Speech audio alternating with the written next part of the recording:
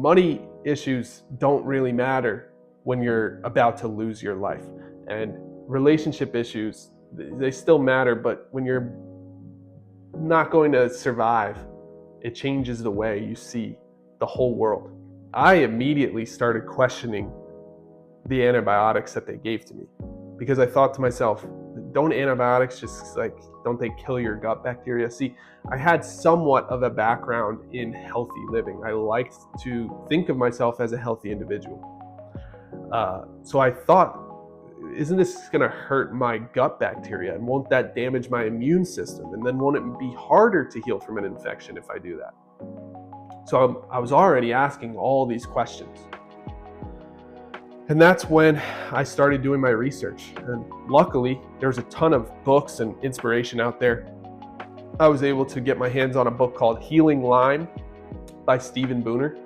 That changed my life forever. But on top of that, there's Unlocking Lyme and Hacking Lyme and all of the Lyme disease books and literature out there. I also started looking at studies and PubMed almost every day, trying to find answers, trying to figure out what I was going to do, because I didn't like the idea of just taking antibiotics. So my gut instinct was telling me that antibiotics are not the answer. Just didn't feel like they were going to help me as much as they hurt me. And so after reading a bunch about other options and what could be done, I found out about herbs and diet and holistic healing. And so that's the path I was going to take. I committed myself 100% to that. And this was a huge deal to me. I remember looking at my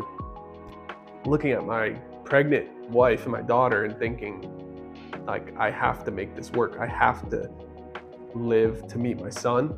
I have to be there for my daughter and for my wife. So it was a huge decision that I took very seriously, but I went the natural route. I wanted to do it in an all-natural way because I thought it would work better. So the first thing I did was I changed my diet immediately after making this decision.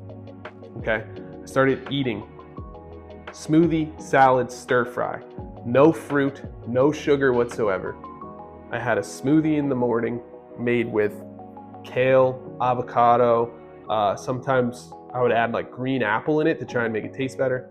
I had salads for lunch, big salads that were, filled with just kale, onions, garlic, sometimes raw broccoli. So I would just fill these salads and